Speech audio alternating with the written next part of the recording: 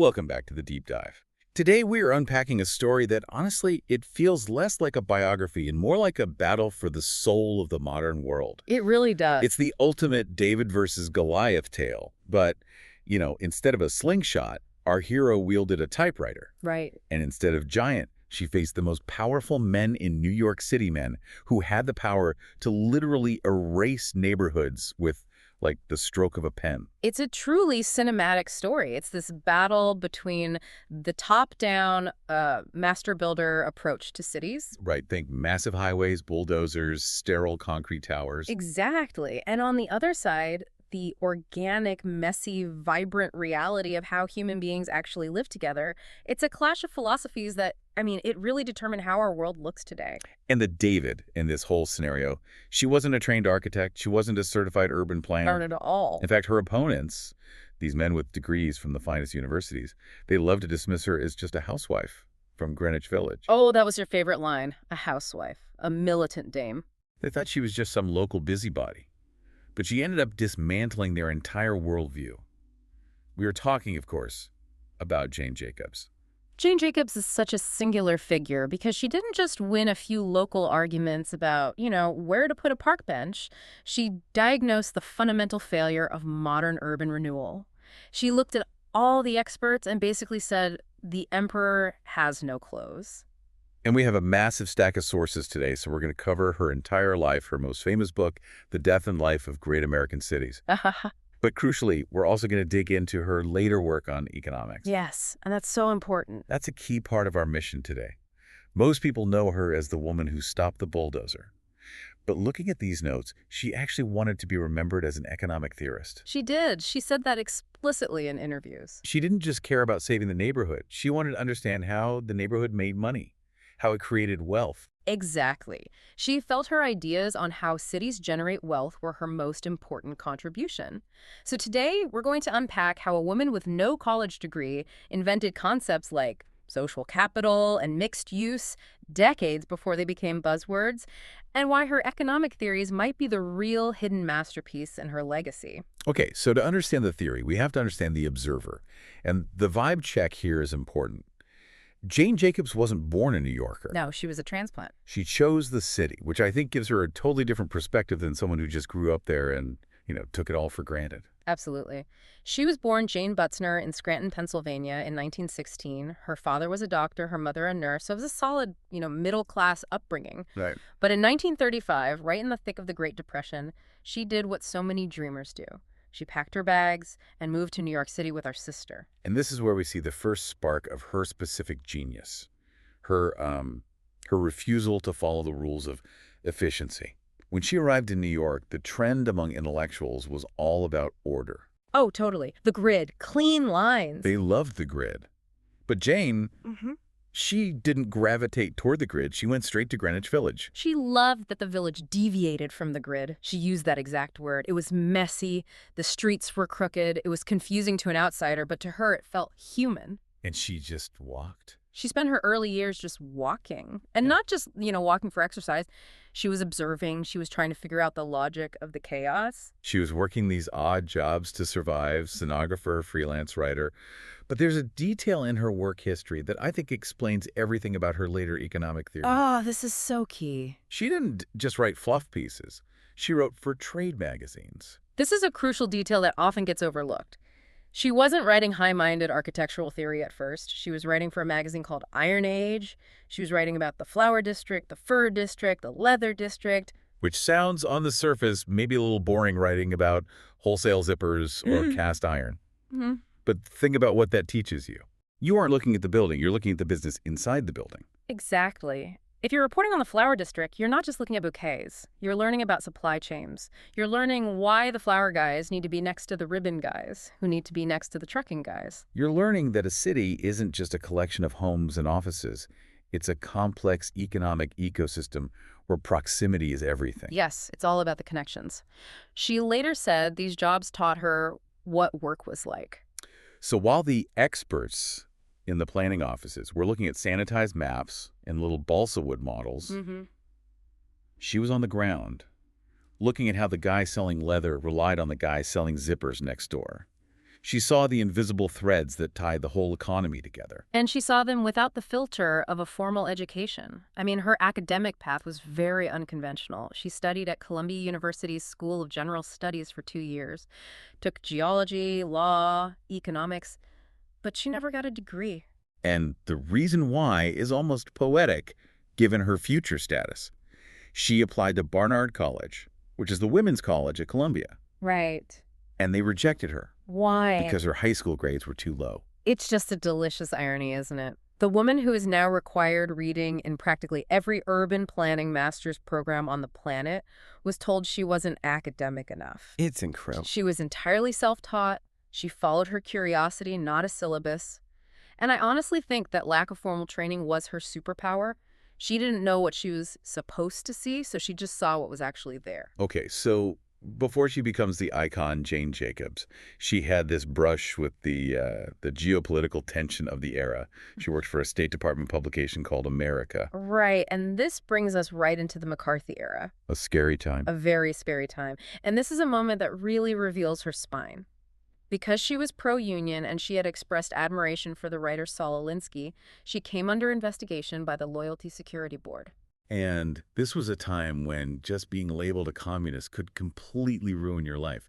It was a terrifying witch hunt. And to be clear, Jacobs was anti-communist. She wasn't a radical in that sense at all. Right. But her defense wasn't just, I'm not a communist, please let me go. No, her response was incredibly bold. She told the board that the real threat to America wasn't radical ideas, but the fear of radical ideas. Wow. She argued that extremists on both sides should be allowed to speak because the moment you start silencing people to protect freedom, you've already lost it. That is a seriously high-stakes argument to make when your job is on the line. It shows she wasn't afraid to stand alone against a powerful committee. And she survived that investigation. Then, in 1952, she lands the job that puts her in the belly of the beast. She gets hired at Architectural Forum. This is the Trojan horse moment. She's now working for a prestigious architectural magazine surrounded by the very people pushing urban renewal. And we really have to set the stage for what that term meant in the 1950s. Yeah, urban renewal sounds so nice. Who doesn't want to renew a city? It sounds like fresh paint and new windows. But in the 50s context, it was aggressive. The prevailing wisdom was that old neighborhoods were blight. They were dirty, crowded, inefficient. Problems to be solved. Exactly. And the solution was to bulldoze them, literally wipe them off the map, and replace them with shiny, orderly high-rises surrounded by parks. It was the tower in the park concept, which was popularized by Le Corbusier. And Jacobs is supposed to be writing nice things about these projects. She's on the payroll. But then she gets assigned to cover a development in Philadelphia. Designed by Edmund Bacon, a legendary planner. So Bacon takes her on a tour. He's showing her this new, revitalized area. It's clean, it's orderly, it's architectural perfection, nice lawns, tall towers. Mm-hmm. And Jane just looks around and asks this simple but devastating question. Where are the people? It's the emperor has no clothes moment. She didn't care about the geometry, she cared about the humanity. The streets were totally empty. And Bacon's response, he just dismissed her. He said, they don't appreciate these things. They don't appreciate it. I mean, that attitude perfectly encapsulates the top-down mindset, doesn't it? It wasn't that the design was bad, it was that the people were using it wrong. Yeah. The arrogance is just staggering. That was the epiphany for Jacobs. She realized these planners didn't care about how people actually lived. They cared about how the design looked from a helicopter. Right. They were designing for visual order, but they were creating social dead zones. Bacon showed her an undeveloped block nearby that was crowded and messy, and he saw it as a problem to be solved. Jacob saw it as life. She realized that revitalization was actually killing the street life that made the city work. And then she gets another dose of this in East Harlem. A minister named Mabel William Kirk takes her on a tour. Right. And on paper, East Harlem was a slum. It was marked for clearance. The maps in City Hall probably had a big red X over the whole neighborhood. But when she actually walked the streets, she saw a vibrant community. She saw people looking out for each other. She saw a social fabric that the planners were completely blind to. She realized that what looked like disorder to a rich planner from a fancy office was actually a complex, functioning society. so all of this culminates in her big debut, right? Mm. She gets asked to speak at Harvard in 1956, standing in for her boss. I can just picture the room. It's full of men in suits, these distinguished architects, all nodding at each other about order and highways. It's the establishment. And Jane gets up there. and she drops a bomb. She tells these leading architects that they need to respect, and this is a direct quote, strips of chaos that have a weird wisdom of their own. Strips of chaos that have a weird wisdom. That's such a powerful phrase. She's basically telling them, your order is stupid and this mess is smart. It was a direct attack on their entire philosophy, and surprisingly, it was a hit with some people who were starting to feel uneasy about the bulldozers. But for the establishment, it marked her as a dangerous thinker. It was the beginning of her transition from observer to revolutionary. Exactly. She wasn't just reporting anymore, she was fighting back. And that speech eventually leads to the book, the big one, The Death and Life of Great American Cities, published in 1961. This isn't just a book, it's a manifesto. It was funded by a Rockefeller Foundation grant. She spent years researching it. And when it came out, it wasn't just a critique, it was a demolition of city planning as a pseudoscience. A pseudoscience? Yes. She argued that city planning wasn't based on how cities actually work, but on how planners wished they worked. It was fantasy. So let's unpack the core concepts of this book, because they're so ingrained in how we think now that we kind of forget how radical they were at the time. Let's start with eyes on the street. Okay. This is the phrase everyone knows. This is maybe her most famous concept. Oh. So the prevailing theory at the time was that you made a city safe by separating people, building towers in these vast empty parks, and then having police patrols. Right, formal security. Jacobs argued the exact opposite. She said safety comes from natural surveillance. Meaning, the grandmother in the window is more effective than the cop on the beat. Precisely. If you have a street with shops on the ground floor and apartments above, there are always people around. The butcher is watching the sidewalk. The person in the apartment is watching the corner. The kids are playing on the stoop. She called it the sidewalk ballet, didn't she? Yes, the sidewalk ballet. It's this intricate, unchoreographed dance of people going about their day. And that constant presence acts as a self-policing mechanism. Criminals don't like an audience. So an empty street is a dangerous street no matter how nice the architecture is. If no one is watching, anything can happen. Correct. But to get those eyes on the street, you need people there. And to get people there, she argued for what she called mixed primary uses. Right. You can't just have a residential district that empties out during the day when everyone goes to work, or a business district that's a ghost town at night. You need a mix. You need a mix work, dwell, play, so that the street is active, 18 hours a day. She laid out 4 specific conditions for this diversity to happen. We have mixed uses. What are the others? The second is short blocks. Why do short blocks matter? It seems like such a minor detail. Who cares how long the block is? It's actually huge for pedestrian flow.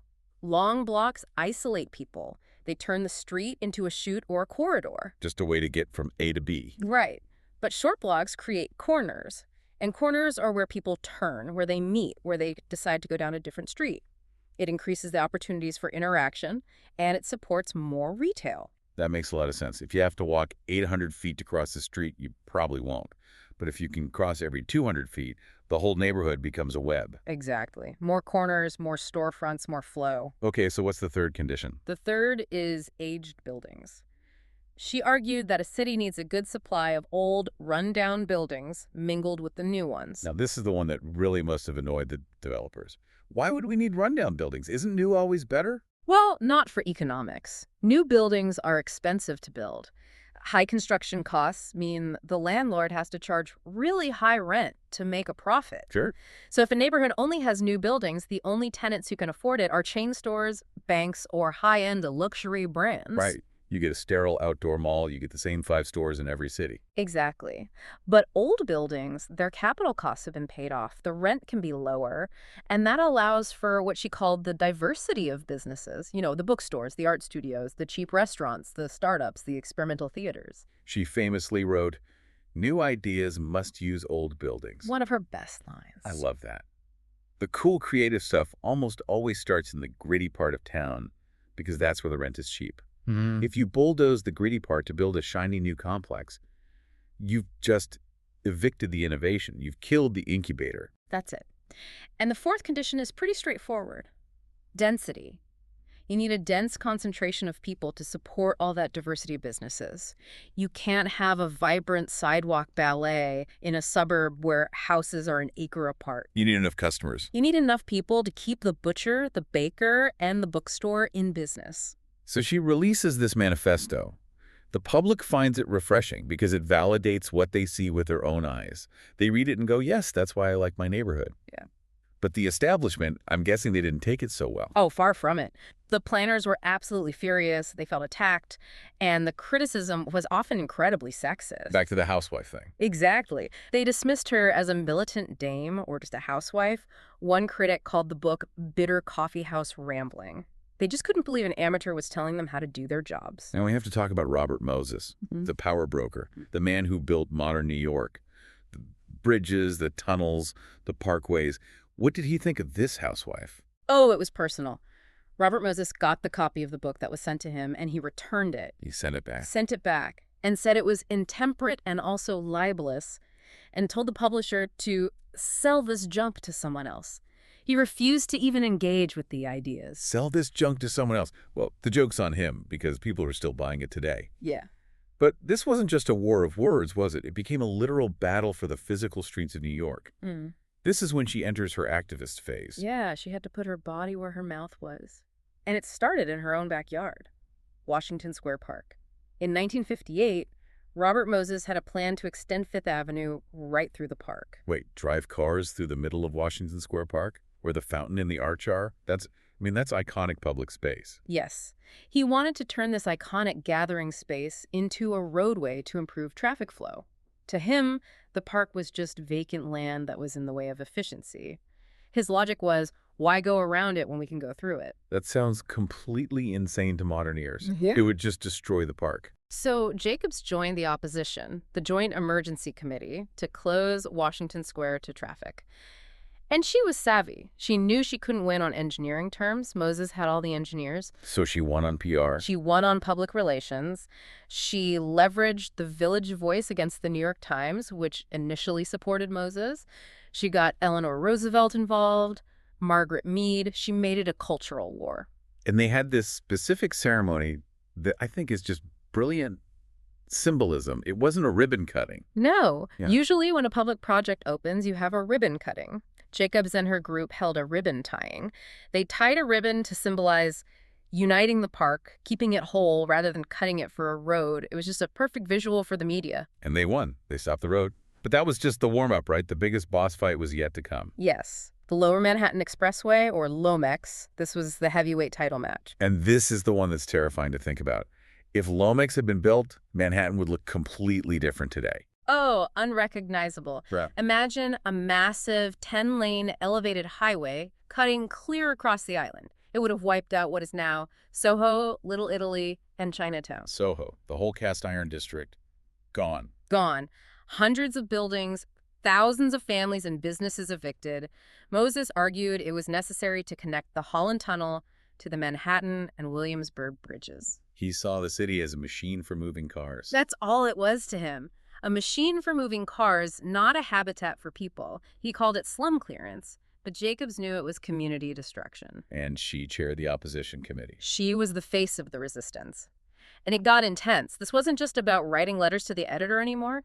In 1968, at a public hearing, the tension just boiled over. What happened? The crowd actually charged the stage, and they destroyed the stenographer's notes so there would be no official record of the meeting approving the plan. That is anarchic. And Jacobs was there. She wasn't just there, she was leading it. She was arrested. She was charged with inciting a riot, criminal mischief, and obstructing public administration.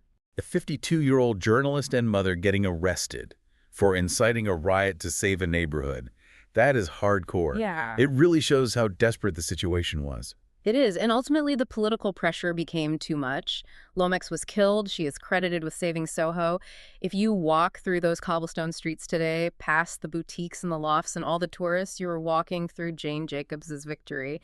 That neighborhood exists because she fought for it. It's interesting, though. There's a note here about Robert Caro. He wrote The Power Broker, which is the definitive biography of Robert Moses. It's like 1,000 pages long. It's a doorstop. But apparently he barely mentions Jacobs. It's a massive, massive omission in the historical record. Caro initially wrote a chapter on her, but it was cut for length. He has since said he feels sick every time someone asks him about it. Well, because you really can't tell the story of Moses's fall without the story of Jacobs's rise. She was the immovable object that stopped his irresistible force. Robert Moses had never lost a public fight before he met Jane Jacobs. so she wins the battle for New York. She slays the giant. But then, in 1968, she leaves. She moves to Toronto. Why? Did she feel like her work was done? It wasn't about retirement. It was about principles and family. She was deeply opposed to the Vietnam War. She had 2 draft-age sons, and she feared they would be drafted into a war she considered unjust. So the family packed up and moved to Canada. They did. She settled in a neighborhood called the Annex. Right, and at the time, that area had so many American draft dodgers, it was sometimes called the American Ghetto. Yes, it was a haven for people fleeing the political climate in the U.S. But she didn't retire from activism, did she? I feel like Jane Jacobs couldn't stop fighting if she tried. It was just in her blood. Not at all. Almost immediately upon arriving in Toronto, she found herself in, you guessed it, another highway fight. Of course. The Spadina Expressway. It was basically the same script as New York. The city wanted to blast a highway through established neighborhoods to bring commuters downtown. And she jumped right in. Hello, I'm new here, but you really need to stop this highway. Pretty much. She became a leading figure. The theme was always the same. Are cities built for people or for cars? She brought her New York tactics to Toronto. She was arrested twice in Toronto during these demonstrations. You arrested again. And once again, the expressway was stopped. She saved the Spadina neighborhood. It's incredible. She goes 2 for 2 in major North American cities. She's the highway slayer.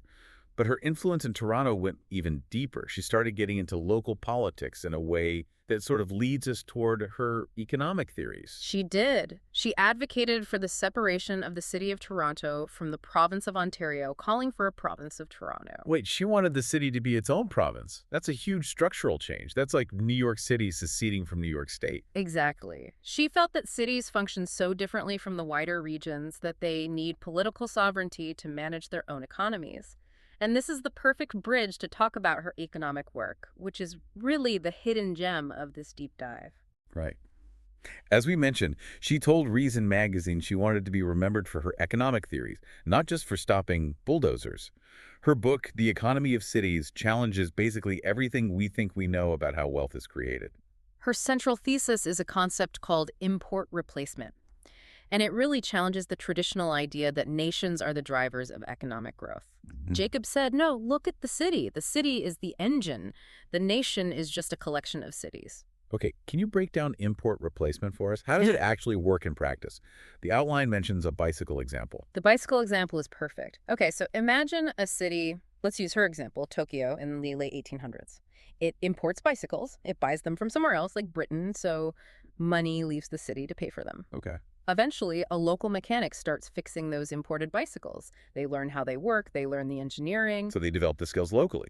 Right. Then maybe a local metal shop starts making parts for them, spare handlebars, new chains, and eventually the city starts manufacturing the entire bicycle themselves. They don't need to import them anymore. So they stop importing them. They keep that money in the local economy. That's step 1. They replace the import with local production. But here is the magic trick, and this is the key to her whole theory. They don't just put that saved money under a mattress. They take the wealth they saved and the new skills they learned, and they use it to import new things. More complex things. More complex things. Maybe now they import sophisticated gears or motors they can't make yet. Then they learn to make those. It's a ladder. It's a cycle of learning and expanding. So the city's constantly replacing its imports with local work, only to import even more advanced stuff. She argued this is how civilization advances. It's not about natural resources. It's about human ingenuity clustering in cities. The city isn't just a container for people. It's an incubator for skills. It's a learning machine. Which leads to her later book, Cities and the Wealth of Nations, where she argued that macroeconomics is flawed because it treats the nation-state as the basic economic unit. Exactly. She believed the real economic unit is the city region. She even proposed that cities should have their own currencies. Their own currencies, like a New York dollar or a Toronto dollar. That sounds chaotic. Why would you want that? It does sound chaotic, but her logic was fascinating. She argued that a single national currency acts as a mask. If you have one currency for a huge, diverse country, it averages out the booming cities and the struggling ones. Can you give me an example of that? Sure. Let's take, say, Detroit and San Francisco. They both use the U.S. dollar. San Francisco is booming with tech money, so the dollar stays strong. But Detroit might be struggling with manufacturing decline. Okay. If Detroit had its own currency, the Detroit dollar would drop in value because its economy is weak. Which sounds bad, right? You don't want your money to drop in value. But it's actually a feedback loop. A cheaper currency makes Detroit's exports cheaper to the rest of the world. It means people buy more Detroit cars because they're a bargain. It also makes imports expensive for Detroiters, which encourages them to make things themselves. Which brings it right back to import replacement. Back to import replacement. It's a self-correcting mechanism. She compared it to a pain signal in the body. If you numb the pain with a national currency, you don't know you're injured and you don't heal. Ah, I see. So without that, the struggling city just gets stuck, it's propped up, or it just withers away because it can't compete. That was her argument. That is a radical way to look at national economics. She really viewed everything as an ecosystem, whether it was a street corner or a global trade network.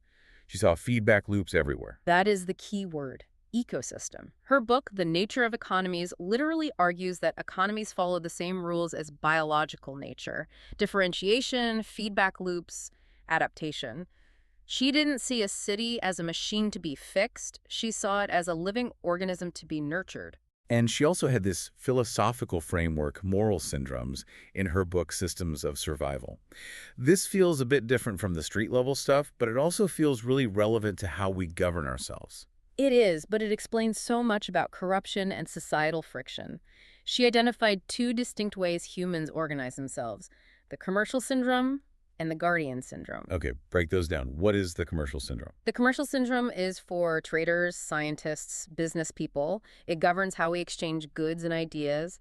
It values honesty because you can't trade if you lie, industriousness, efficiency, and voluntary agreement. It's about the deal. It shuns force. And the guardian syndrome. The guardian syndrome is for government, police, the army. It values loyalty, obedience, tradition, and ostentatious display. It's about protection. It uses force to maintain order. Okay, so merchants versus knights, basically. We need both of those, right? The society needs both. You absolutely need both. But her crucial insight was that you must keep them separate. The danger comes when you mix them. What happens when you mix them? You get what she called monstrous hybrids, corruption. If the police, who are guardians, start acting like businesses, the commercial syndrome, you get bribery and the mafia. They are literally selling protection, which should be a free act, right?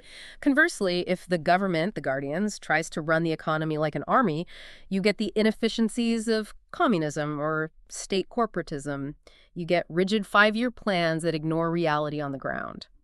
She argued that maintaining the integrity of these separate systems is crucial for a healthy society. That is surprisingly deep for someone who is constantly being labeled a housewife by her critics. It seems like she was always looking at the underlying systems. Most ways. However, we do have to look at the other side of the coin. Her ideas have been dominant for decades now. Are there valid criticisms? Because, I mean, if you look at the West Village today, it's not exactly a place for the working class anymore. It's Millionaire Row. This is the big one, the gentrification paradox. The very neighborhoods she fought to save, Greenwich Village in New York, the Annex in Toronto, are now some of the most expensive real estate on planet Earth. Her own house, the one she converted from a candy store, would be worth millions of dollars today. It's completely unattainable for the kind of people she wrote about. So did she kill the village by saving it? Critics ask exactly that. Did her success in making these places desirable eventually price out the very diversity she cherished? The old buildings and the cobblestones attract the wealthy, who then price out the artists and the small businesses that made it cool in the first place. Did she have a defense against that? Did she foresee it happening? She did, and she argued it wasn't the fault of her ideas, but of scarcity. She said, we have too few neighborhoods like Greenwich Village. Everyone wants to live there because the alternatives, the soulless suburbs or the sterile high-rises, are so unappealing to so many people. So demand just massively exceeds supply. Exactly. If we built more dense, mixed-use, walkable neighborhoods, the demand wouldn't be concentrated on just the few that exist. The problem isn't that the village is good, it's that we stopped building more villages. We need to clone the model, not just preserve the museum pieces. That was her stance. Scarcity drives the price up. But there are other critiques. The economist Tyler Cowen questions the issue of scale. Jacobs' ideas work great for a neighborhood in New York, but do they work for a rapidly urbanizing city of 10 million people in a developing nation? Can you rely on eyes on the street and short blocks when you need to house millions of people, like yesterday? That's the question. Sometimes you might actually need the master builder to put in the subway lines and the sewage systems on a massive scale. You can't just wait for the neighborhood to evolve organically if you have a massive housing crisis. Some problems might require the top-down approach she hated. And there was critique from the left, too, right? Yes. Some argued that in Death and Life, she ignored race. She wrote about unslumming, which was her word for improving a neighborhood. But critics pointed out she didn't fully grapple with the systemic racism, like redlining, that prevented Black communities from getting the loans or mortgages to do that unslumming. That's a fair point. Her experience was very much centered on a specific type of white, working to middle class urban experience. She assumed that if the government just got out of the way, people would fix their own neighborhoods. But that assumes everyone has equal access to capital to begin with. It was a blind spot. And it's worth noting that toward the end of her life, she got quite pessimistic. Her final book, published in 2004, was titled Dark Age Ahead. It's not exactly a cheerful title. Sounds like a sci-fi dystopia. No, she saw signs of cultural collapse right here in North America. She worried about the decline of the family and community, the commercialization of education, and a lack of accountability in the professions. She felt we were forgetting how things actually worked, forgetting the weird wisdom she championed. She thought we were losing the ability to self-correct. That's it. It's interesting that someone who championed the resilience of cities ended on such a warning note. It's a reminder that progress isn't guaranteed. I think it comes back to her belief in the fragility of these ecosystems. They're strong, but if you chip away at the foundations, the social capital, the trust, the local economy, they can crumble. You can't take them for granted. So as we wrap this up, what is the ultimate legacy here? We have the books, the saved neighborhoods, the economic theories, but what is the big takeaway? I think her legacy is the validation of the citizen's intuition. Before Jacobs, the expert with the blueprint was God. The master builder knew best. After Jacobs, we understood that the person living on the block knows more about that block than the planner in the office. She gave us the language to understand why we feel good in some places and anxious in others. She taught us about social capital, that the casual hello to your neighbor is actually the glue holding society together. And her legacy is literally alive in the streets through Jane's walks, right? Yes. Every year, around her birthday in May, thousands of people in hundreds of cities worldwide organize these free walking tours. And they aren't about famous monuments or history lessons. No, they're about observing the neighborhood. Walking, looking, talking, just doing what Jane did when she first arrived in New York. It's such a cool way to honor her, not with a static statue, but with people actually using the city. It fits her perfectly. She didn't want to be put on a pedestal. She wanted to be on the sidewalk. So here is the final thought for you listening. Jane Jacobs believes cities were habitats we co-create. And she once asked, when was the last time you really looked at your block? Right. Not just walked down it to get to the subway, but really looked at it. Who's talking to whom? Which stores are busy? Where do people stop to tie their shoe? The answers to those questions might tell you more about your local economy and your local safety than any government report ever could. That's it for this deep dive into the eyes on the street. Thanks for listening, and keep looking. Goodbye.